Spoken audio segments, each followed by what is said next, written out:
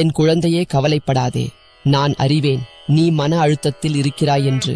ஆனால் நான் ஏற்கனவே உன் பிரச்சனைகளை சரி செய்ய ஏற்பாடுகள் செய்துள்ளேன். ஒன்றை மட்டும் நீ நினைவில் வைத்துக்கொள். நெருக்கடியின் நேரத்தில் நான் எப்போதும் உன்னுடன் இருப்பேன். பாதை தெளிவாக தெரியாவிட்டாலும் நான் உன் ஒளியாய் வழிகாட்டி நிற்பேன். நீ எதிர்கொள்கிற ஒவ்வொரு சவாலும் உன் பலத்தை அதிகரிக்க வாய்ப்புதான். பயப்படாதே, நான் இங்கே உன்னுடன் இருக்கிறேன். யாமிருக்க பயமேன்.